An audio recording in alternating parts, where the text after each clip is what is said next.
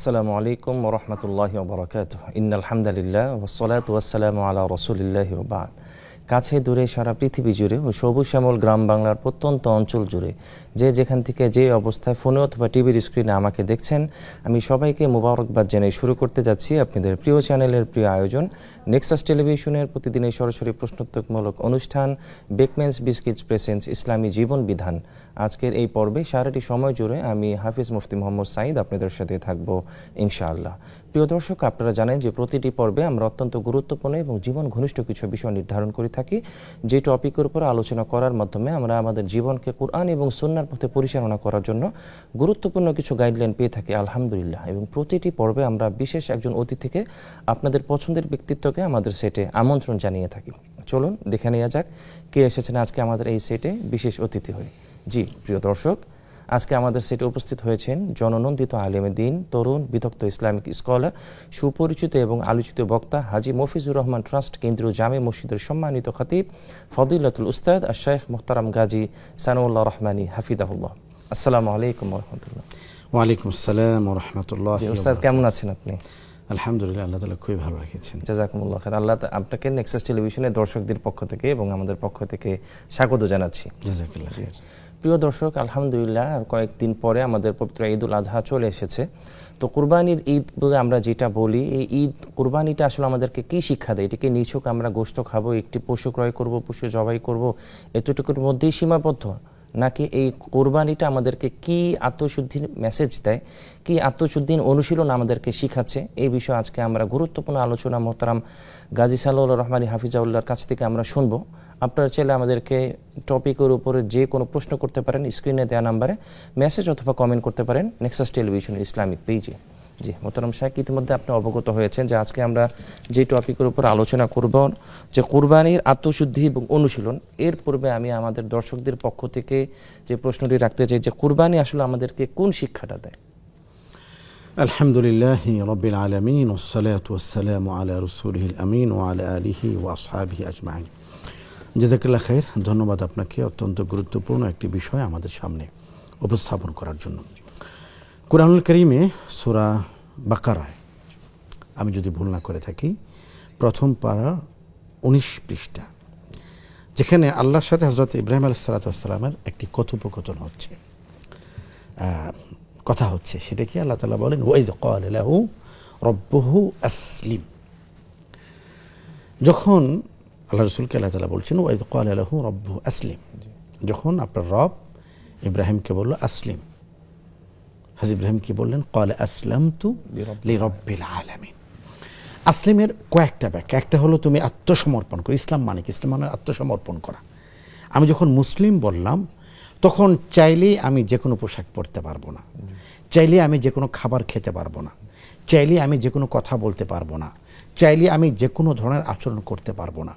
আমি যখন মুসলিম বললাম, তখন কিছু আমার জন্য হালাল হলো, কিছু আমার জন্য হারাম হলো, কিছু আমার জন্য করণীয় হলো, কিছু আমার জন্য বর্জনীয় হলো, কিছু আমার জন্য বৈধ হলো, কিছু আমার জন্য নিষিদ্ধ হলো, যখন আমি মুসলিম বলে ধারণ করলাম নিজেকে। তো আমি যখন মুসলমান বলছি, মানে হলো আমি আত্মসমর্পণ করছি। কার কাছে? আল্লাহর কাছে। ওয়াইদ ক্বালা লাহু রাব্বুহু আসলিম, যখন আল্লাহ তাআলা ইব্রাহিমকে বললেন ইব্রাহিম আত্মসমর্পণ করো, তিনি বললেন ক্বালা আসলামতু লিরাব্বিল আলামিন, আল্লাহ আমি আপনার জন্য সম্পূর্ণ আত্মাকে সমর্পণ করে দিয়েছি। আপনি ঘটনার আরেকটু দূরে যান। হযরত ইব্রাহিম আলাইহিস সালাতু ওয়াস সালাম স্বপ্নে দেখলেন রাআইতু ফিল মানামি আন্নী আযবাহুক ফানজুর মাযা তারা। যখন হযরত ইসমাঈল আলাইহিস সালাতু ওয়াস সালাম তিনি ফালাম্মা বালাগা মাহুস সায়া, কোরআনের মধ্যে আল্লাহ রাব্বুল আলামিন ঘটনা বর্ণনা করেছেন, এর সাথে পারিপার্শ্বের অবস্থা, চারদিকের অবস্থা বর্ণনা করেছেন। হযরত ইসমাঈল বয়স কতটুকু? যখন তিনি তার বাবাকে সহযোগিতা করতে পারেন। এই সময়টা খুব মধুর সময়। বাচ্চা বাবাকে চা এনে দিচ্ছে, পানিটা এনে দিচ্ছে, পারছে না, এরপর করার চেষ্টা করছে। কেউ বলছেন যে সেই সময় হয়তো তার 7 বছর বয়স, কেউ বলেছেন 11 বছর বয়স, 11 হতে পারে, 7 হতে পারে, তাফসীর ইবনে কাসির লম্বা আলোচনা এসছে। তো এই বয়সটাতে হয় কি, বাবারা সন্তানকে কেন্দ্র করে স্বপ্ন দেখে, এই তো আমার বাচ্চাটা দিনে দিনে বেটা হয়ে উঠছে। যদি 11 বছর আমি ধরি, তার শরীরের গঠনগুলো বাড়ছে, একটা উপক্রম হয়। এই বয়সটাতে সন্তানরা বাবার খুব কাছাকাছি থাকে, বাবা ব্যাগটা ধরো তো, ধরেছে, বাবা ছাতাটা ধরো তো, ধরেছে, বাবা সেই সময়ের কথা যদি আমরা চিন্তা করি, এই তীরটা একটু ধরো, সে ধরেছে, ধনুকটা ধরো, সে ধরেছে, বাবা এসেছেন, বাবার ঘোড়াটাকে উটটাকে লাগাম ধরে দাঁড়িয়েছে, অনেক কিছু করতে চায়। বাচ্চারা, বাবা বাজার থেকে এসছেন, হাতে 5 কেজি ওজনের 10 কেজি ওজনের একটা ব্যাগ, বাবা আমি নেব, আমি নেব, তো বাবার ঠিকই সন্তানের মাথায় দেন, আবার উপর দিয়ে ধরে রাখেন। মানে এই সময়টা পিতার সাথে সন্তানের একটা মধুময় সময়, একটা ঘনিষ্ঠতা বেড়ে যায়, ঘনিষ্ঠতা বেড়ে যায়। এই সময় আল্লাহ রাব্বুল আলামিন তাকে, হযরত ইব্রাহিম আলাইহিস সালামকে স্বপ্নের মধ্যে দেখালেন যে তুমি তোমার সন্তানকে কুরবানি করো, প্রিয় বস্তুকে। এখন হযরত ইব্রাহিম আলাইহিস সালাতু ওয়াস সালাম, নবীরা স্বপ্নে যা দেখেন এটা ওহী, এটা আল্লাহর পক্ষ থেকে নির্দেশ, এটা সত্য। হযরত ইব্রাহিম আলাইহিস সালাম বুঝে গেলেন যে আল্লাহ তাআলা আমার প্রিয় বস্তু, আমার কলিজার টুকরা সন্তানকে কুরবানির কথা বলেছেন। তিনি তার সন্তানকে জিজ্ঞেস করলেন যে রাআইতু ফিল মানাম আন্নী আযবাহুক ফানজুর মাযা তারা। হে আমার প্রিয় বৎস, আমি স্বপ্ন দেখেছি, রাআইতু ফিল মানামি আন্নী আযবাহুক, আমি তোমাকে আল্লাহর নামে জবে করছি, ফানজুর মাযা তারা, তুমি বলো, হোয়াট ইজ ইউর অপিনিয়ন, তুমি কি ভাবছো। এখানে একটা বিষয় হলো যে হযরত ইব্রাহিম আলাইহিস সালাতু ওয়াস সালামকে তার সন্তানের কাছে মতামত চাইলেন না। তাফসীর ইবনে কাসিরের মধ্যে লম্বা আলোচনা এসেছে, মতামত তিনি চাননি, তিনি হযরত ইসমাঈলকে অবগত করলেন এবং তিনি দেখতে চাইলেন যে তার সন্তান আল্লাহর জন্য কুরবানি হতে কতটুকু নিবেদিত, উৎসর্গিত। ওই যে প্রথম যে আয়াতটা আমরা বললাম, ওয়াইয ক্বালা লাহু রাব্বুহু আসলিম, তিনি বলেন আসলামতু লিরাব্বিল আলামিন। এখন এই পরীক্ষা তিনি তার ছেলের উপরে করছেন, বাবা আমি স্বপ্ন দেখেছি আমি তোমাকে আল্লাহর জন্য কুরবানি করছি, এখন তুমি কতটা প্রস্তুত। তিনি কে বলেন যে আপনি বাবা, আপনি আপনার আদেশকে পালন করুন, আপনি আমাকে সাতাজিদুনি ইনশাআল্লাহু মিনাস সাবিরিন, বাবা আপনি কোনো ভয় পাবেন না, আপনি ফাফআল মা তুমার, আপনার উপরে আল্লাহ তাআলা যে নির্দেশ দিয়েছেন, ফাফআল মা তুমার, আপনি যে বিষয়ে আদিষ্ট হয়েছেন আপনি সে আদেশ পুঙ্খানুপুঙ্খানুভাবে পালন করুন, সাতাজিদুনি ইনশাআল্লাহু মিনাস সাবিরিন, আপনি আমাকে পাবেন ওই সমস্ত মানুষদের মধ্যে যারা পৃথিবীর সবচেয়ে ধৈর্যশীল। এবার আপনি আরও পিছনে আসেন, আরও অনেক পিছনে, যখন হযরত ইসমাঈল আলাইহিস সালাম পৃথিবীতে আগমন করেননি, তখন আল্লাহ রাব্বুল আলামিন হযরত ইব্রাহিমের যে আকুতির কথা কোরআনে বর্ণনা করেছেন, তিনি বলেছেন, হে আল্লাহ আপনি আমাকে নেক সন্তান দান করুন, রব্বি হাবলি মিনাস সালিহিন, রব্বি হাবলি মিনাস সালিহিন, রব্বি হাবলি মিনাস সালিহিন। আমরা তো সকালে দোয়া করে বিকেলেই খতিব সাহেবের কাছে যাই, হুজুর যে গত শুক্রবারে নামাজ পড়ে গেলাম, যে দোয়া করে গেলাম, দোয়া তো কবুল হলো না, 2 দিন হয়ে গিয়েছে, তো ভাই এই 2 দিনে নামাজ, ওই যে শুক্রবারে পড়ে গেলাম, তো তিনি ভাবছেন যে জুমার দিনে যেহেতু এসে নামাজ পড়ে গেছে তো দোয়া তো সাথে সাথে কবুল হয়ে যাওয়ার কথা। ইব্রাহিম যিনি আল্লাহর নবী, যিনি আল্লাহর রাসূল, যিনি আল্লাহর খলিল, তিনি 105 বছর অথবা 103 বছর অথবা 86 বছর পর্যন্ত অথবা 83 বছর পর্যন্ত দোয়া করলেন, রব্বি হাবলি মিনাস সালিহিন। আল্লাহ তাআলা দোয়া কবুল করলেন। জীবনের শেষ সময়টিতে আল্লাহ তাআলা তখন ওনাকে সুসংবাদ দিলেন, ফাবাশশারনাহু বিগুলামিন হালিম, আমি আপনাকে ধৈর্যশীল সুসংবাদ দিলাম। কোন ধৈর্যশীল? যখন নবী ইব্রাহিম বলছেন, ইসমাঈল তোমাকে আমি জবেহ করার জন্য আল্লাহর পক্ষ থেকে আদিষ্টিত হয়েছি, তিনি বলেন যে বাবা আপনি ফাফআল মা তুমার, আপনি যে আদেশ এসেছে সেটা, ফাফআল মা তুমার, যে নির্দেশ আপনাকে প্রদান করা হয়েছে এটা আপনি পালন করুন, সাতাজিদুনি ইনশাআল্লাহু মিনাস সাবিরিন। এই ঘটনা থেকে, স্টোরি থেকে আপনি চলে আসুন আমাদের কুরবানি। এই জায়গাটা থেকে আমি আপনাকে একটু থামাতে চাই, 2 জন দর্শক আছে, এরপরে আমরা পরবর্তীতে আলোচনা শুনবো ইনশাআল্লাহ। 2 জন দর্শক আছেন আমাদের সাথে। আসসালামু আলাইকুম। আসসালামু আলাইকুম হুজুর। জি ওয়ালাইকুম সালাম ভাইজান, আশা করি ভালো আছেন। স্কলার আছে, আপনার প্রশ্নগুলো করবেন ইনশাআল্লাহ। জি হুজুর, আমার মাসুম কুমিল্লা ধর্মপুর থেকে। জি আমার 2টি প্রশ্ন। প্রথম প্রশ্নটি কোরআন থেকে, সূরা নিসা আয়াত নম্বর 142 অধ্যায় 4, সূরা নিসা আয়াত নম্বর 142। জি এই আয়াতে কোরআন বলতেছে মুনাফিকরা যখন নামাজ পড়ে তারা অলসভাবে নামাজ পড়ে এবং লোক দেখানোর জন্য নামাজ পড়ে এবং তারা আল্লাহকে অল্প স্মরণ করে। মুনাফিকরা নামাজে আল্লাহকে অল্প স্মরণ করে, এর মানে কি? কোরআন কি বলতেছে আমাদেরকে? আর দ্বিতীয় প্রশ্নটি হলো মিশ্রিত হালাল হারাম টাকা দিয়ে কুরবানি করলে কুরবানি হবে কিনা? আসসালামু আলাইকুম। জি ওয়ালাইকুম সালাম। আরেকজন দর্শক আছে আমাদের সাথে। ওয়ালাইকুম। জি জি বোন, আশা করি ভালো আছেন। পাবনা থেকে। জি জি আলহামদুলিল্লাহ, আপনারা ভালো আছেন? জি আলহামদুলিল্লাহ বোন, ভালো আছি। আপনার প্রশ্নটি করবেন। জি প্রশ্নটা হচ্ছে হুজুর মানে ইস্তেখার নামাজটা আসলে কি, এটা আমল করাটা কি সহি কিনা, আর মানে করতে গেলে মানে কিভাবে আমরা করব, ইস্তেখার কোনো নির্দিষ্ট কোনো আমল দিয়ে কিনা, কিভাবে নিয়মটা হুজুর একটু শিখিয়ে দেবেন জীবন ইস্তেখার নামাজটা দিয়ে, আর কখন পড়তে হয়, জি কোন নিয়তে পড়তে হয়, টোটাল কিছু বলে দিবেন। জি, বুঝতে পেরেছি বোন আপনার প্রশ্নটা। আর কোনো প্রশ্ন আছে বোন? আর একটা প্রশ্ন আছে, আমি গতকাল কি করেছিলাম বাট একটু বুঝতে আমার প্রবলেম হয়েছে, আজকে কি আবার করতে পারবো? জি বলেন বলেন বলেন। জি, বলছি যে এক মোবাইলে একটা অ্যাপ থাকে, এটা হচ্ছে চ্যাট জিপিটি। জি, চ্যাট জিপিটি। জি জি জি জি, এখানে আমরা প্রশ্ন করে বিভিন্ন ধরনের আনসার পাই, পার্সোনাল হোক, নিজের পড়াশোনা হোক। তো এখানে তো হচ্ছে কম্পিউটারের গ্রাফিক্স দ্বারা হচ্ছে আমাদের আনসার দেয়, এটা কি আমাদের শোনা যায় হবে? জি, আমি বুঝতে পেরেছি। জি, ভালো দোয়া দেয়, সেটা নিব না, কিন্তু ভালো উত্তরগুলো মানে পরামর্শগুলো কি নিতে পারবো? জি, আমি বুঝতে পেরেছি বোন আপনার প্রশ্নটা। সুন্দর প্রশ্ন করেছেন আপনি। যে এক ভাই আমাদেরকে কুমিল্লা থেকে, উনি প্রথমে দুইটি প্রশ্ন করেছিলেন। একটা হচ্ছে সূরা নিসা আয়াত 142 নম্বর আয়াত, এটার ব্যাখ্যা উনি জানতে চেয়েছিলেন। দ্বিতীয়টি উনি আরেকটা যে প্রশ্ন করেছেন সেটা হচ্ছে যে মিশ্রিত টাকা, যে টাকার মধ্যে হয়তো হালাল হারাম মিশ্রিত আছে, সেখানে হয়তো পার্সেন্টেজের বিষয় থাকতে পারে, হালালের পরিমাণ বেশি বা হারামের বেশি, এক কথায় মিশ্রিত টাকা দিয়ে কি কোরবানি জায়েজ হবে কিনা? অনেক ধন্যবাদ আপনাকে। প্রথম কথা হলো ভাই যে আয়াতটি উপস্থাপন করেছেন, জি, সেখানে আল্লাহ রাব্বুল আলামিন মুনাফিকদের অবস্থা বর্ণনা করেছেন। জি, যে মুনাফিকরা যখন নামাজ পড়ে ইবাদত বন্দেগী করে, তো মুনাফিকদের ইবাদতের সাথে মুমিনদের ইবাদতের পার্থক্যটা কি? পার্থক্যটা এলে নামাজটা একই রকম, রুকু একই রকম, সেজদা একই রকম, বরং হাদিসের মধ্যে যেটা আসছে যে মুনাফিকদের পাগড়িটা মুমিনদের পাগড়ি থেকে বড় ছিল। কেন ছিল? যে তারা তো লোক দেখানোর জন্য করতো। তো এটা আমরা এই সময়টায় দেখি যে একজন হাজী সাহেব, উনি অনেকবার হজ করেছেন, কিন্তু সমস্যা কি করেছেন যে মানুষের টাকা লুটপাট করে তিনি কি বলে দেশকে ফুতুর করে ফেলেছেন, সমস্ত টাকা পয়সা তিনি চুরি করে নিয়ে গিয়েছেন। তো এই লোকের এই মানে এই যে পোশাক, এই যে সাজসজ্জা, এই যে বেশভূষা, এটা আসলে পার্থক্য কি? যেই নামাজ আমাকে দুর্নীতি থেকে বাঁচিয়ে রাখতে পারে না, যে তাহাজ্জুদ আমাকে চৌর্যবৃত্তি থেকে বাঁচিয়ে রাখতে পারে না, যেই পোশাক আমাকে বদ্দিনী কাজ থেকে অথবা মানুষের সম্পদ গ্রাস করা থেকে আমাকে বাঁচিয়ে রাখতে পারে না, এই পোশাক তো আসলে মুমিনের পোশাক নয়, এটা হলো মুনাফিকের পোশাক। মুমিন যে ব্যক্তি যা বলবে, লিমা তাকুলুনা মা লা তাফআলুন, মুমিন যেটা বলবে সেটার উপর আমল করবে এবং তার প্রত্যেকটি ইবাদত তার অন্তরের মধ্যে প্রভাব ফেলবে, তার জীবনের মধ্যে প্রভাব ফেলবে। যদি জীবনের মধ্যে প্রভাব না ফেলে তাহলে সে আসলে মুমিন নয়। মুনাফিকের তিনটে আলামতের কথা রাসূলুল্লাহ সাল্লাল্লাহু আলাইহি ওয়াসাল্লাম বলেছেন, আলামাতুল মুনাফিক সালাস, তিনটে আলামত রয়েছে মুনাফিকের। ইজা হাদ্দাসা কাযাবা, যখন সে কথা বলে মিথ্যা বলে, মানুষকে সান্ত্বনার দেওয়ার জন্য কথা বলে, মানুষকে প্রতিশ্রুতি দেয় কিন্তু মিথ্যা প্রতিশ্রুতি, সে জানে যে এটা কখনো পালন করবে না।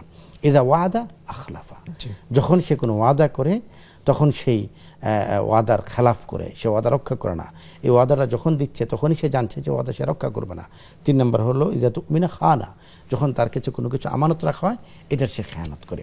তো আজকের সময়ে আমি যখন নামাজ পড়ছি, আমার নামাজ যদি আমাকে ইন্না সলাতা তানহা আনিল ফাহশাই ওয়াল মুনকার, ফাহশা থেকে আমাকে বাঁচিয়ে রাখবে, মুনকার থেকে আমাকে বাঁচিয়ে রাখবে। তো নামাজ যদি আমাকে ফাহশা থেকে বাঁচিয়ে না রাখে, মুনকার থেকে বাঁচিয়ে না রাখে, তাহলে বুঝবো যে আমিও মুনাফিকের কাতারে যাচ্ছি। আমি নামাজ পড়ছি, ঘুষ নেওয়া থেকে আমি বিরত থাকতে পারছি না। আমি রোজা রাখছি কিন্তু দুর্নীতি থেকে আমাকে বাঁচিয়ে রাখতে পারছি না। একজন ড্রাইভারের চিত্র দেখেছিলাম মিডিয়াতে, লম্বা লম্বা দাড়ি, এবং তিনি তাবলিগেও সময় কাটিয়েছেন। তো বিশাল মাথায় টুপিও আছে, গায়ে পাঞ্জাবিও আছে। তো শুনলাম যে তিনি বিসিএস এর প্রশ্নপত্র চুরি করে 1000 কোটি টাকার মালিক হয়েছেন। তো এটা আপনি কি বলবেন? তো ওনাকে জিজ্ঞেস করেছে টাকা আপনি কি করেছেন? তো তিনি বলেছেন আমি আল্লাহর রাস্তায় দান করে দিয়েছি। এটা একটা বড় বাটপারি। মানে মূল কথা হলো যে পোশাক, যে সাজসজ্জা, যে বেশভূষার সাথে আপনার ঈমানের সম্পর্ক নেই, এটা হলো মুনাফিক। এদের কথা আল্লাহ তাআলা কোরআনে। অনেক শুকরিয়া আপনাকে শেখ, চমৎকার করে আলোচনা উত্তর দেওয়ার জন্য। একজন দর্শক আছে আমাদের সাথে। আসসালামু আলাইকুম। স্যার আসসালামু আলাইকুম। স্যার আব্দুল জব্বার, সুজানগর, পাবনা। ভালো আছেন? জি জি ভাইজান, ভালো আছি। আপনি ভালো আছেন? আপনার প্রশ্নটি করুন। প্রশ্ন করব। জি, সময় হয়তো আপনাদের দেখে যাবেন, আমি দ্রুত করতেছি। প্রথম প্রশ্নটা হচ্ছে, আমার বয়স 58 বছর। আমি ছোটবেলা থেকে জ্ঞান হওয়ার সাথে আমার বাবার সাথে নামাজ পড়তেছি, তো পড়তেইছি। আমার প্রশ্ন হচ্ছে, আমার যারা সমবয়সী বন্ধু বান্ধব আছে ক্যারেক্টারিক আদার সাইড আমার চেয়ে তাদের ভালো, আমি সত্যি কথাটা বলে দিলাম। যেমন তারা বিনয়ী আমার চেয়ে ভালো, অন্যান্য দিক ভালো, কিন্তু নামাজটা পড়েন আমি তাদের রিকোয়েস্ট করি, দেন ভাই আপনার চাল চলন্ত কথাবার্তা আমার চেয়ে ভালো, নামাজটা দয়া করে পড়বেন। কিন্তু এই যে নামাজ পড়ে না তাদের আদার সাইড ভালো, এটা তারা আল্লাহ রক্ষা করবে কিনা হুজুর সাহেব অবশ্যই বলবেন। আর 2 নম্বর প্রশ্ন হচ্ছে, আমি বলতে চাচ্ছি যে প্রশ্নটা এই মনে পড়ছে আর কি, যে একজন জেল থেকে চুরি করে জেল ঘাটে নামাজ পড়তে আইছে, তো মুয়াজ্জিম সাহেব ইমাম সাহেব ওই সময় ওই চুরির ওয়াজটা করলো, পরের দিন উনি নামাজ পড়তে আসবে না। আমি এটি একদিন করছিলাম, বাট উনি হুজুর বোঝে নাই, তো ওই সময় ওয়াজটা করাটা ঠিক হয়েছে নাকি? পরশু দিন করছিলাম, উনি বোঝে নাই, তো ওই সময় ওয়াজটা করা হয়তো মানে ঠিক হয় নাই, কিন্তু আমি বললো ঠিকই কইছে। তা আমি এই হুজুর কি বলবেন, 3-4টা স্কলার কাছে শুনলে আমরা একটা জিনিস ফাইনাল হতে পারবো। অবশ্যই উনি বলবেন যে ওই দিন ওই কথা বলা ঠিক হয়েছে কিনা, বা বাট উনি পরের দিন নামাজ নাও পড়তে আসতে পারে। জি ভাইজান, আপনি পরবর্তী প্রশ্নটি করবেন। জি আচ্ছা, দুইটাই থাক। আসসালামু আলাইকুম। অনেক শুকরিয়া আপনাকে। প্রিয় দর্শক, খুব চমৎকার ভাবে আমাদের আলোচনা চলছে আলহামদুলিল্লাহ। খুব সুন্দরভাবে আমাদের শায়েখ দালিল প্রমাণের মাধ্যমে আলোচনাগুলোর উত্তর দিচ্ছেন প্রশ্নগুলোর। এরই মাঝে সময় হয়ে গেল একটি বিরতিতে যাবার, ফিরছি আমরা কিছুক্ষণ পরে, ততক্ষণ আমাদের সাথেই থাকুন।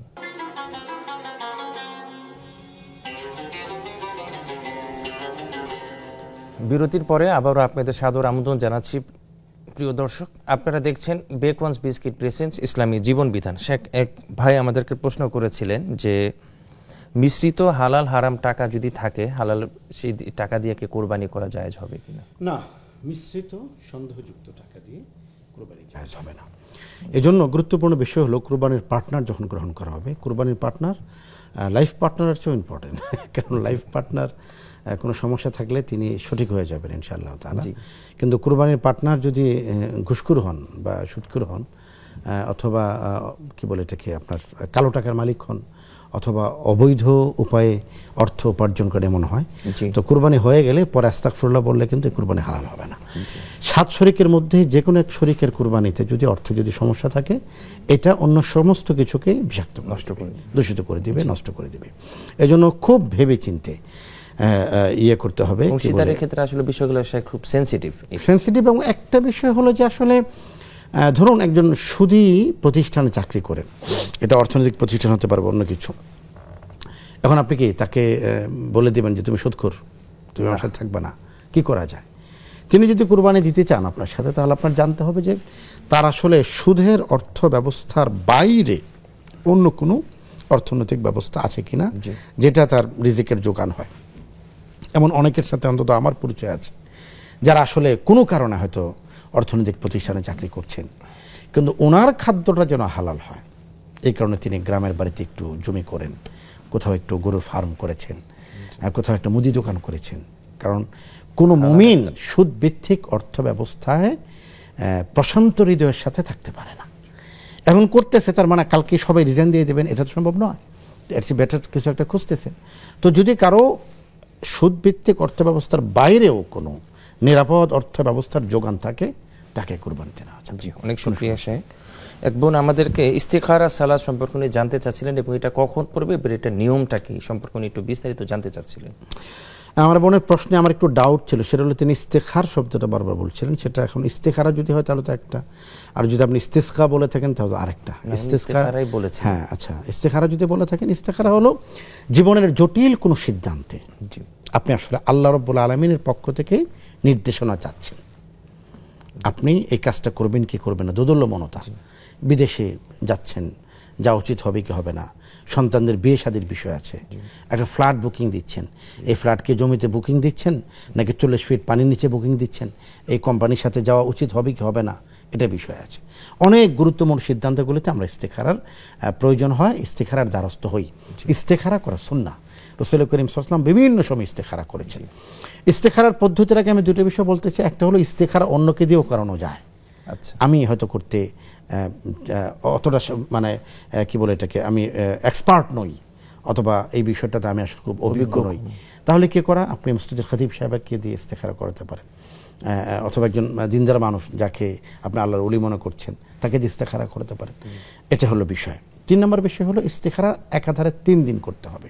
ইস্তেখারা হলো 2 রাকাত নামাজ পড়া, এর মধ্যে নির্ধারিত একটা দোয়া আছে, এই দোয়াটি পড়া, এরপরে পবিত্র বিছানায় ঘুমানো, 3 দিন পর্যন্ত পরপর ইস্তেখারা করা। প্রথম দিন একটা দেখলেন, অপেক্ষা করুন, দ্বিতীয় দিন আবার দেখলেন, অপেক্ষা করুন, তৃতীয় দিন আবার দেখলেন, 3 দিনের মধ্যে আল্লাহ তাআলা আপনার অন্তরের মধ্যে একটা বিষয়কে জাগিয়ে তুলবেন।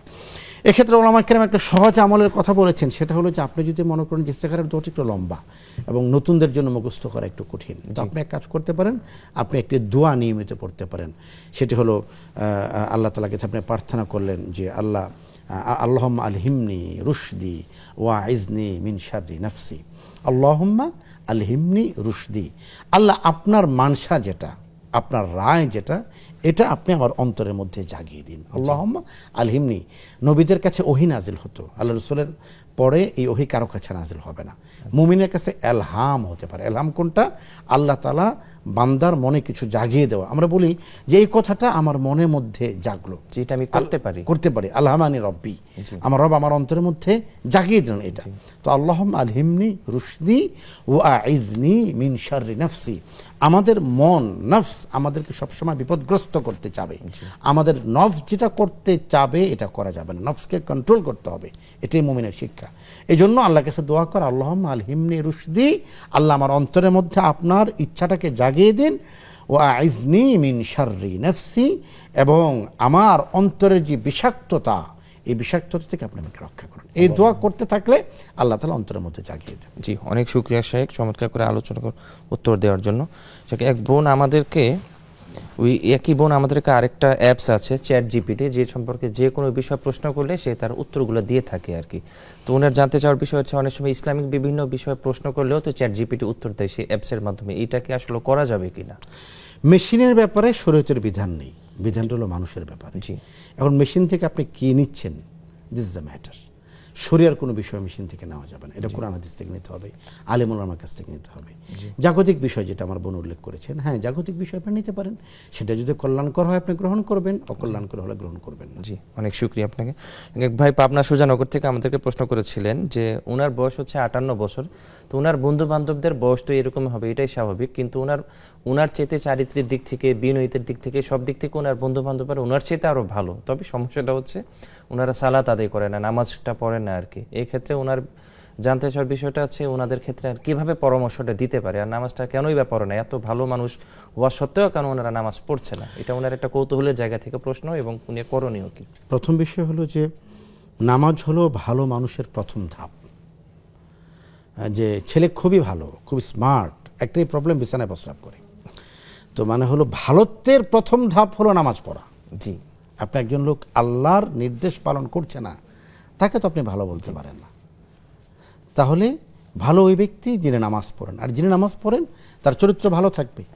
যিনি নামাজ পড়েন তার আচরণ ভালো থাকবে। হ্যাঁ, নামাজ পড়ছেন, চরিত্র ভালো হচ্ছে না, নামাজ পড়ছেন, আচরণ ভালো হচ্ছে না, মানে হলো নামাজ তার উপরে প্রভাব রাখতে পারতেছে না, নামাজের প্রভাবে সে প্রভাবান্বিত হচ্ছে না, নামাজের আলোতে সে আলোকিত হতে পারছে না, উদ্ভাসিত হতে পারছে না, উজ্জীবিত হতে পারছে না। তো আমি বলবো আমার ভাইকে, যিনি পাবনা সুজানগর থেকে প্রশ্ন করেছেন, যে আপনি আপনার বন্ধুদেরকে নামাজের তালিম দিন, এবং তাদের প্রতি আপনার যে মুগ্ধতা, এই মুগ্ধতার একটা কাঠি যেন এটা হয় যে নামাজ পড়ে সে আসলে সবচেয়ে কল্যাণকর, আর যার মধ্যে নামাজ নেই তার মধ্যে কল্যাণকর বিষয়, পুরো কল্যাণকর বিষয়ের সমষ্টি হতে পারে না। আল্লাহ তাআলা বান্দার প্রতি সবচেয়ে গুরুত্বপূর্ণ বিধান দিয়েছেন ঈমানের পরে সালাত। সুতরাং নামাজ থেকে যে কাফের সে সমস্ত কাজে কাফের। এই জন্য তাদেরকেও বলুন যে তোমরা অত্যন্ত ভালো, কিন্তু এই ভালোত্বের পূর্ণতা আসবে যদি তোমরা নামাজে হও। যদি তোমরা আল্লাহর ডাকে সাড়া দিতে পারো তাহলে বুঝে যাবে তোমরা সত্যিকার অর্থে উৎকৃষ্ট মানুষ। আল্লাহ তাআলা আমাদেরকে বুঝার তৌফিক দান। আমি অনেক শুকরিয়া শেখ আপনাকে চমৎকার করে উত্তর দেওয়ার জন্য। আমরা আরো কিছু প্রশ্ন উত্তরে যাব কিছু ফোন কলের পরে। একজন দর্শক আছেন আমাদের সাথে। আসসালামু আলাইকুম। ওয়ালাইকুম আসসালাম ওয়া রাহমাতুল্লাহি ওয়া বারাকাতুহু। জি বোন, আশা করি আপনি ভালো আছেন, আপনার প্রশ্নটি করবেন। আপনাকে বলছি আপনিও ভালো আছেন আশা করি। জি তবে আলহামদুলিল্লাহ। দুঃখের বিষয় 4 মিনিট পরে পাইলাম, আর এর আগে 3বার ফোন করছি ধরেই নেই। আলহামদুলিল্লাহ, আসলে অনেক ফোন আসে তো বোন, এই জন্য। জি আপনি বলেন। তখন কোনো কল দিচ্ছিল না, এই পর্যন্ত আমার ফোন করার পর থেকে একটাও কল আসে না। আচ্ছা যাই হোক, আমার আর কি আর বলবো, এগুলা বলার কোনো কথা না। আমি যে কারণে প্রশ্নটা করবো সেটা হলো, প্রথমত আপনাদের মাধ্যমে আমি একটা জিনিস সবার জন্যই বলছি। যেমন আমার একজন সহযোগী আছে, সেও রোজা রাখি হয়তো, তারা তো আজানের রাত পর্যন্ত খেতেই থাকে, কিন্তু আমাদের দেশে যেটা হচ্ছে 35-40-40 দিকে তো খাসে রিকোয়েস্ট করতে হয়। আমিও ইনশাল্লাহ প্রথম দিন থেকে এরকম করে আসছি। তো ওনারা কি করে আজানের রাত পর্যন্ত থেকে থাকে, কিন্তু দুঃখের বিষয় আমাদের মসজিদ গুলোতে আজান দেয় হলো আধা ঘন্টা পরে, 25 মিনিট পরে। এই জিনিসটা কি আপনাদের মাধ্যমে একটু সংশোধন করা যায় কিনা, এটা হলো আমার প্রশ্ন। আর দ্বিতীয় প্রশ্ন হলো, হুজুর আমার 70 করে বয়স মা আছে, মাকে প্রতি নামাজে পড়াই, এমনকি মা আমার সাথে একসাথে তাহাজ্জুদ শরীক হইতে চায় বা ঘুমে থেকেও নিয়ত বাঁধে নামাজ পড়ে, কিন্তু নামাজ হচ্ছে না, অনেক ভুল হচ্ছে। এতে আমার কিছু করার আছে নাকি, আমাকে একটু পরামর্শ দিবেন। আমার মা ব্রেন স্ট্রোক করার রোগী, আমারও বয়স হয়ে গেছে, আমার স্বামী ছেলে সব মারা গেছে অ্যাক্সিডেন্ট হয়ে। আমি আসলে কি বলবো আপনাদের, আমার মা একেবারে বোন আমাদের আরো ফোন কল নিতে হবে। আমি আপনার প্রশ্নটা বুঝতে পেরেছি। দোয়া করবেন যেন আল্লাহ আমাদের যেন আল্লাহ শেষ দিন পর্যন্ত তৌফিক দেয়। অবশ্যই অবশ্যই ইনশাআল্লাহ। ডাকার জন্য যে জ্ঞানটা যেন আল্লাহ যেন ঠিক রাখে। জি অবশ্যই ইনশাআল্লাহ, আল্লাহ তৌফিক দান করেন, আল্লাহুম্মা আমিন। এক ভাই আমাদেরকে পাবনা সদর থেকে ফোন দিয়ে প্রশ্ন করেছিলেন, সেটা হচ্ছে যে ওনার এক পরিচিত মানুষ সে জেল থেকে বের হয়েছে, বের হওয়ার পর সে নিজেকে ইসলাহ করার পরে মসজিদে নামাজ শুরু করেছিল। তো এর কয়েকদিনের মধ্যে ইমাম সাহেব যখন জেল থেকে বের হওয়া বা এই ধরনের এই সংক্রান্ত আলোচনা প্রাসঙ্গিকভাবে টেনে এনেছে, উনি মন খারাপ করে আবার মসজিদে যাওয়া বন্ধ করে দিয়েছে। তো ওনার প্রশ্নটা ছিল এই জায়গা থেকে আসলে ইমাম সাহেবের জেলের বিষয়টা বা এই ধরনের অপরাধের বিষয়গুলোকে টেনে আনার কোনো প্রয়োজন ছিল কিনা। এখানে আসলে দুটা বিষয়, একটা হলো ইমাম সাহেব যিনি, উনি তো আলিমুম বিজাতি সুদূর না, উনি তো আসলে প্রত্যেক মানুষের অন্তরে হালাত জানেন, হয়তো উনি ধারাবাহিকভাবে কোনো আলোচনা করে যাচ্ছেন। এখন আপনি যদি বলেন যে মসজিদে মানুষ কষ্ট পায় এমন কোনো আলোচনা করা যাবে না, তাহলে আমাদের আলোচনা করতে হবে আকাশের উপরে আর মাটির নিচে, এর মাঝখানে কোনো আলোচনা করা যাবে না। সুদের সাথে যারা যুক্ত আমাদের কথা তাদের বিরুদ্ধে যাবে, ঘুষের সাথে যারা যুক্ত আমাদের কথা তাদের বিরুদ্ধে যাবে, ইউটিউবে যারা অশ্লীল জিনিসপত্র দেখেন আমাদের কথা তাদের বিরুদ্ধে যাবে। একজন ইমাম যে কথা বলেন সে কথায় কষ্ট না পাওয়া, বরং এর মাধ্যমে তিনি ইসলাহ খুঁজে পাওয়া, এর মাধ্যমে তিনি সংশোধনের পথ খুঁজে পাওয়া। 2 নম্বর হলো মসজিদ থেকে আমি রাগ করতে পারি, অভিমান করতে পারি, রাগ করে মসজিদে যাওয়া থেকে বিরত থাকতে পারি, কিন্তু রাগ করে মালাকুল মাউত থেকে কিন্তু দূরে থাকা যাবে না। মালাকুল মাউত কিন্তু মসজিদের লোক, মানে ইমাম সাহেবের লোক, মুয়াজ্জিন সাহেব, খাদেম সাহেব, এরা সবই হলো আল্লাহর লোক। তো মালাকুল মাউত আল্লাহর লোক, এই জন্য মালাকুল মাউতের সাথে আমাদের দেখা হবেই। তখন আমি গেলাম না মসজিদে, করলাম না নামাজ, পড়লাম না, কি হলো মানে আমারই ক্ষতি হলো। নামাজ থেকে পালিয়ে যাওয়া যায় না, যেমন করে মৃত্যু থেকে পালিয়ে যাওয়া যায় না। সুতরাং আমি যদি চাই যে আমার মৃত্যুটা সুন্দরভাবে হোক এবং মালাকুল মাউতের সাথে আমার সাক্ষাৎটা ভালোভাবে হোক, মুগুর টুগুর দেয়া না হোক, তাহলে আমাকে মসজিদে যেতে হবে, মসজিদকে আমার ঠিকানা বানাতে হবে। আল্লাহ তাআলা বুঝার তৌফিক দান করুন। আল্লাহুম্মা আমিন। এক বোন আমাদেরকে সারিন যে সেই সময়টা সম্পর্কে উনি একটু জানতে চাচ্ছিলেন এবং উনি একটু আক্ষেপ প্রকাশ করলেন যে উনি বলেন অনেক ওনার পরিচিত বা ওনার অন্যান্য দেশেও আছে যারা হচ্ছে আজান শেষ হওয়ার পর পর্যন্ত খেতে থাকে। আর আমাদের বাংলাদেশের আবার একটা নিয়ম হচ্ছে যে সাহারির সময় শেষ হওয়ার আরো বেশ কিছুক্ষণ পরে আজান দেয়, এখানে তো একটা গ্যাপ হয়ে গেল। এই বিষয়টা উনি আসলে বিস্তারিত জানতে চাচ্ছেন। আমরা সব সময় আমাদের ব্যাকম্যানস বিস্কিট নিবেদিত ইসলামের জীবন বিধান অন্তত 3 বছর অতিক্রান্ত করে আমরা হয়তো 4 বছরের মাঝামাঝি অথবা বাংলাদেশের যত টেলিভিশনগুলিতে আমরা কথা বলি, সবাই টেলিভিশনের চেয়ার থেকে সেট থেকে, মাহফিলের স্টেজ থেকে, মসজিদের মিম্বার থেকে, সব জায়গা থেকে বাংলাদেশের সমস্ত ওলামায়ে কেরাম মানুষকে সচেতন করতে চাচ্ছি কোন বিষয়ে, যে সাহারির সময়ের শেষের সাথে সাহারির সময় শেষের সাথে আজানের কোনো সম্পর্ক নেই। ধরুন সাহারির সময় শেষ হলো 4:10, আজান হবে 4:20। তো সুতরাং সাহারির সময় হলো 4:10 হয়ে গেল, খালাস, এখন আর সেহরি খাওয়া যাবে না।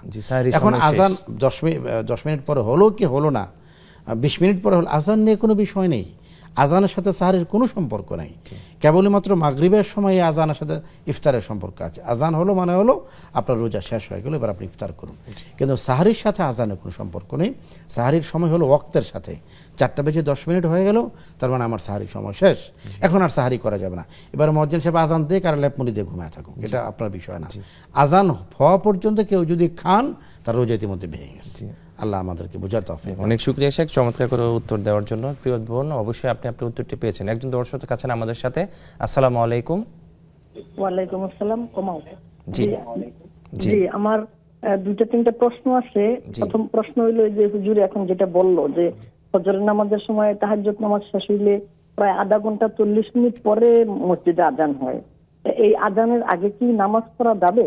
এই একটা প্রশ্ন। আরেকটা প্রশ্ন হইলো অনেক সময় যে ফজরের নামাজটা একটু পড়ার দেরি পড়লে তাসবিহ তাহলিল পড়তে পড়তে এই সূর্যোদয়ের সময় হয়ে যায়, তখন কি মুনাজাত ধরলে কোনো গুনাহ হবে? আরেকটা প্রশ্ন হইলো যে আমরা যখন বাহিরে যাই, একদিন হুজুরে বলছে অনুষ্ঠানে যে 2 ওয়াক্ত নামাজ একসাথে পড়া যায়, সেটা কি আগাম পড়া যায় না পরবর্তীতে আইসা পড়বো? এবং এটা কি 2 ওয়াক্ত কি ওয়াক্তেই পড়বো না 1 ওয়াক্ত কাজা পড়বো, কোনটা পড়বো? এই একটা। আরেকটা প্রশ্ন হলো ফজরের নামাজ যদি আমাদের কখনো উঠতে দেরি হয়ে যায়, নামাজ একটু দেরি হয়ে গেল, উঠে সাথে সাথে কি ওয়াক্ত হিসাবে পড়বো না কাজা পড়বো? হুজুর আমার এটা একটা প্রশ্ন, একটু যদি দিতেন আমি একটু আমার জন্য। বুঝতে পেরেছি বোন, আপনার প্রশ্নগুলো খুব চমৎকার। আপনি কিছু প্রশ্ন করেছেন। প্রিয় দর্শক, খুব চমৎকার করে মোহতারাম সাহেব আপনাদের প্রশ্নগুলোর উত্তর দিচ্ছিলেন আলহামদুলিল্লাহ। এরই মাঝে সময় হয়ে গেলে একটু বিরতিতে যাওয়ার, ফিরছি আমরা কিছুক্ষণ পরে, ততক্ষণ আমাদের সাথেই থাকুন।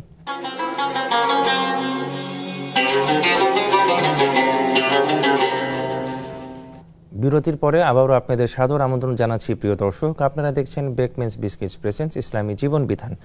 শেখ, এক বোন আমাদেরকে প্রশ্ন করেছিলেন যে তার মা, উনি একজন এখন বয়োজ্যেষ্ঠ হয়ে গিয়েছে, তো সেই কারণে নামাজ যখন উনি মাকে নিয়ে পড়ান, বিভিন্ন সময় নামাজে বিভিন্ন ধরনের ভুল হচ্ছে ওনার মায়ের। সেই ক্ষেত্রে কি আসলে ওনার মায়ের জন্য কোনো সমস্যা হবে কিনা? ভুলটা কি ধরনের? ভুলটা জলি না খাফি, এটা বুঝতে হবে। আর ওনার কথাতে আমি যেটা বুঝতে পেরেছি, মূল ভুলগুলো হচ্ছে আসলে বার্ধক্যজনিত কারণে। হ্যাঁ, নামাজের কিছু ভুল আছে যেটা হলে নামাজ হবে না। ফরজ যদি কোনোটা ভুল হয়, কিছু ভুল আছে যেটা করলে সাহু সাজদা দিতে হবে। ওয়াজিবাতের মধ্যে যদি কিছু ভুল হয়, কিছু ভুল আছে যেটা সুন্নাহ অথবা মুস্তাহাব্বাতের মধ্যে, এটার কারণে নামাজ ক্ষতিগ্রস্ত হবে না। তো বার্ধক্যজনিত যদি কোনো ভুল হয়ে থাকে, আল্লাহ তাআলা সেটা ক্ষমা করবেন। অসুস্থ মানুষ, তিনি চেষ্টা করবেন যতটুকু পর্যন্ত পারেন নামাজের বিধানগুলি বাস্তবায়ন করতে, বাকিরা আল্লাহ তাআলা ক্ষমা করবেন। জাযাকুমুল্লাহ খায়র।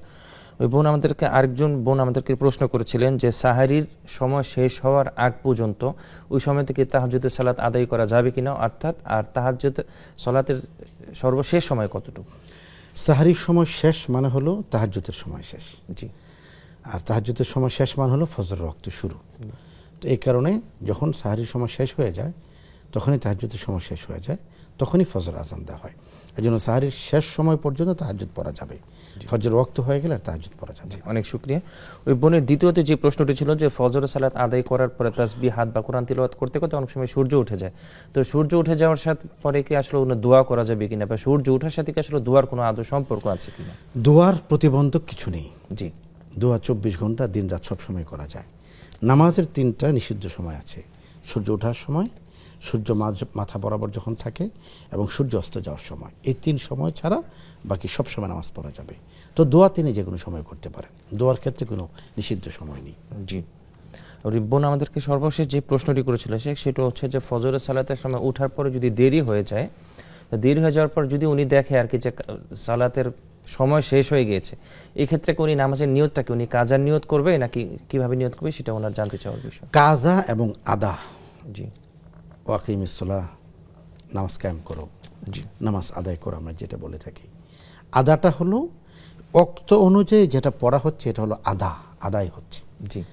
ওক্ত যখন চলে গেল তখন এটার আদা করা সম্ভব নয়, তখন এটাকে কাজা করতে হবে। আরেকটা হলো মা মাজা লাইসালাহুল কাজা, যেটা চলে গেল, আপনি আজকে ফজর পড়তে পারেননি, 10টার সময় উঠে আপনি ফজর পড়েছেন, এটা আপনার কাজা হয়েছে। কিন্তু যে ফজরটা চলে গেছে এটা আর কোনোদিন আসবে না, এই জন্যই বলা হয় মা মাজা লাইসালাহুল কাজা। তো তিনি পরে যেটা পড়ছেন এটা তিনি কাজা পড়ছেন, আদা নয়। আদাটা ওক্ত অনুযায়ী পড়া, ওইটাই হলো আদা। অনেক শুকরিয়া আপনাকে চমৎকার করে উত্তর দেওয়ার জন্য। একজন দর্শক আছেন আমাদের সাথে। আসসালামু আলাইকুম। ওয়ালাইকুম আসসালাম। জি বোন, আশা করি ভালো আছেন, আপনার প্রশ্নগুলি করবেন। আর আমার দুটো প্রশ্ন কুরবানি বিষয়ক। জি।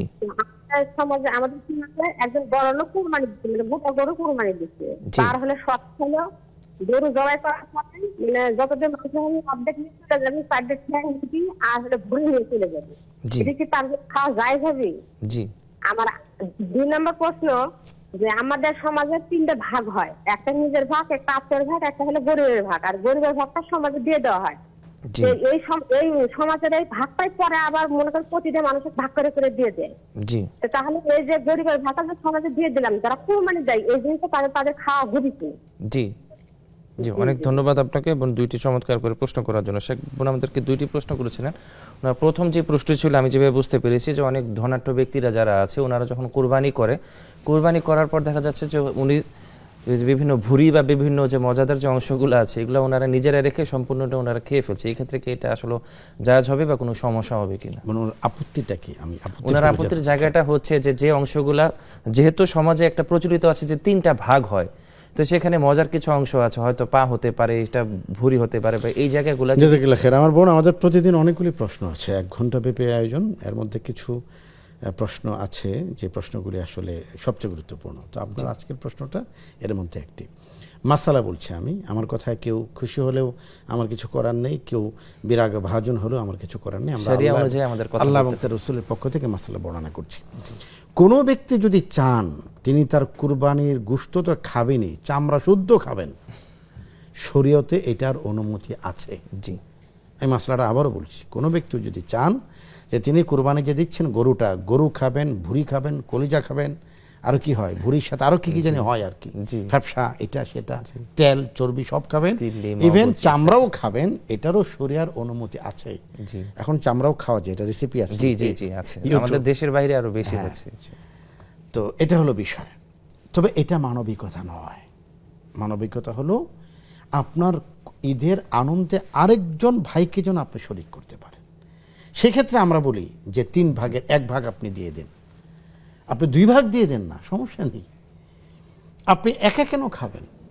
একা খেলে তো ঈদ হচ্ছে না। জি, আপনার কাজের বউ আছে, আপনার বাসার দারোয়ান আছে, আশেপাশে গরিব মানুষ আছে, বিকিরিরা আছে, এদেরকে আপনি দেন, আনন্দটা শেয়ার করেন।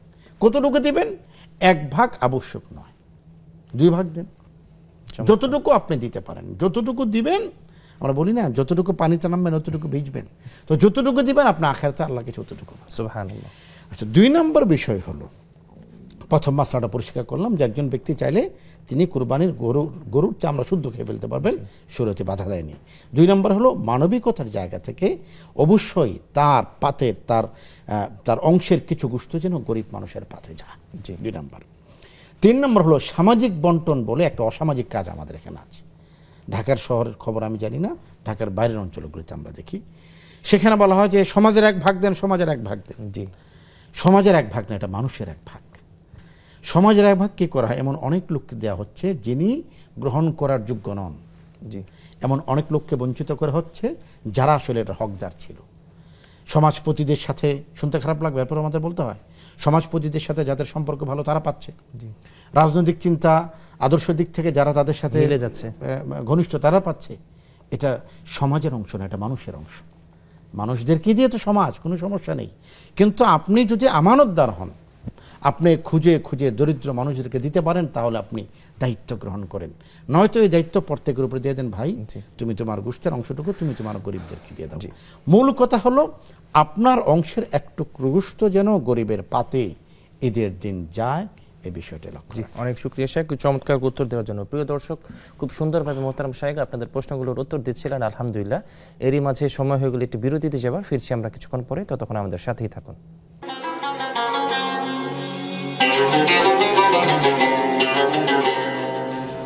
বিরতির পরে আবারও আপনাদের সাদর আমন্ত্রণ জানাচ্ছি। প্রিয় দর্শক, আপনারা দেখছেন বেকমেন্স বিস্কিটস প্রেজেন্টস ইসলামী জীবন বিধান। শেখ, এক বোন আমাদেরকে ফেসবুকে প্রশ্ন করেছিলেন যে উনি আসরের সালাতের পর হুয়ার রহমানুর রহিম এটা 33 বার পড়েন এবং মাগরিবের সালাতের পরে হুয়াল গফুরুর রহিম 33 বার পড়েন। এই আমলটা কি করাতে আসলে কোনো সমস্যা হবে কিনা? এগুলো হল আসমা মিন আসমা ইল্লাহ তাআলা, আল্লাহ তাআলার যে সমস্ত আসমা রয়েছে, আওসাফ রয়েছে, এর মধ্যে থেকে এটি তিনি পড়তে পারেন, কোনো সমস্যা নেই, পড়লে সওয়াব আছে। জাযাকুমুল্লাহ খাইর। আরিফ ভাই আমাদেরকে ফেসবুকে প্রশ্ন করেছিলেন যে 1000 বার দুরূদ শরীফ পড়লে বিভিন্ন ধরনের বিপদ আপদ থেকে, বালা মুসিবত থেকে হেফাজত থাকা যায়। এটা কি আসলে সুন্নাহ সম্পর্কে কোনো আমল নাকি এটা বিদআহ?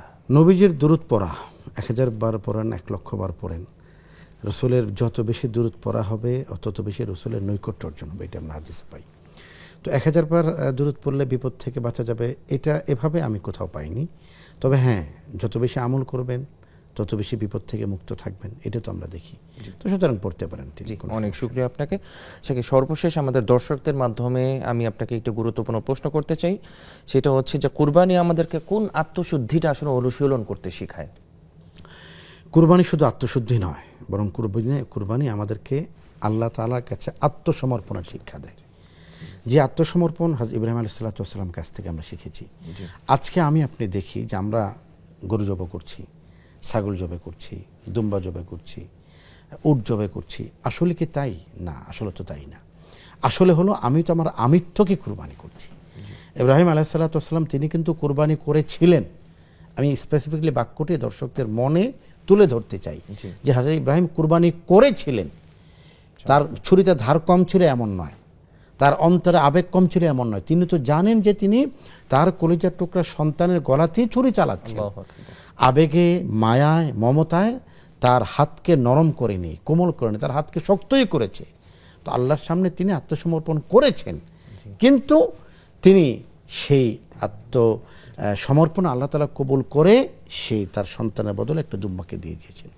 এজন্য আমি যখন কুরবানি করতে যাচ্ছি অথবা কুরবানির নিয়ত করেছি, তখন যেন আমি আমার অন্তরকে জিজ্ঞেস করি ইব্রাহিমী চেতনা আমার অন্তরে জাগ্রত হয়েছে কিনা। যে পশু আমি হাট থেকে কিনে এনেছি, এই পশুকে তো আমি কুরবানি দিচ্ছি না, বরং এই পশুটার সাথে সাথে আল্লাহ রাব্বুল আলামিন নির্দেশ দিয়েছেন আমাকে সমর্পণ করার, আমি নিজেকে সঁপে দিলাম। এবং যখন পশু জবাই করছি, পশু জবাই করার আগে পশুর গলা থেকে লাল টকটকে রক্ত বের হয়ে জমিনে পড়ার আগে আমার চোখের পানি যেন জমিনকে স্পর্শ করে। যদি এটা করতে পারি তাহলে আমি প্রকৃতপক্ষে সঠিক কুরবানি দিচ্ছি। আর যদি এমন হয় যে না আমি কুরবানি দিচ্ছি অন্য 10 জন দেয় বলে, পাশের বাড়িওয়ালা তিনি 1,20,000 টাকা দামের কুরবানি দিচ্ছেন, সুতরাং আমি 1,30,000 টাকা দামের কুরবানি দেব, এই প্রতিযোগিতা আমার অন্তরের মধ্যে কুরবানির আত্মসমর্পণের চেতনাকে জাগাবে না। দেখুন, একজন লোক তিনি হাট থেকে 10 লক্ষ টাকা দিয়ে একটা গরু কিনেছেন।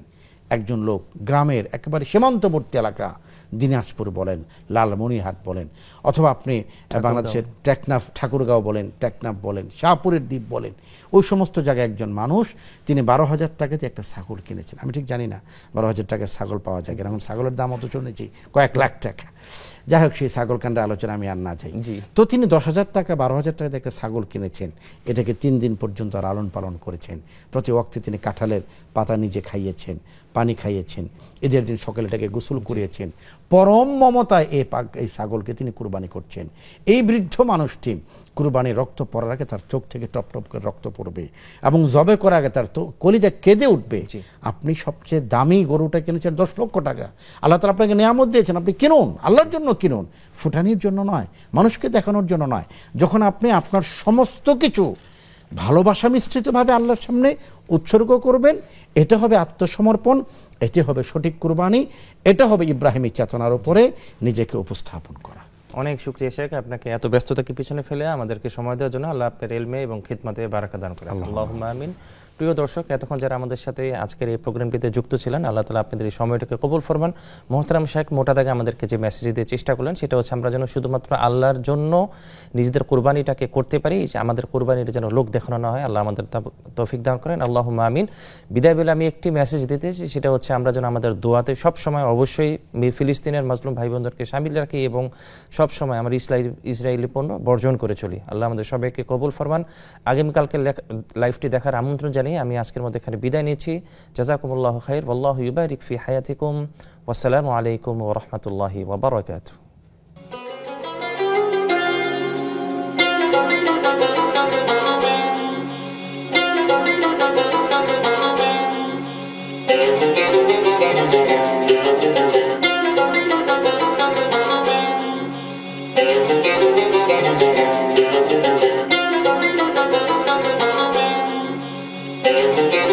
Thank you.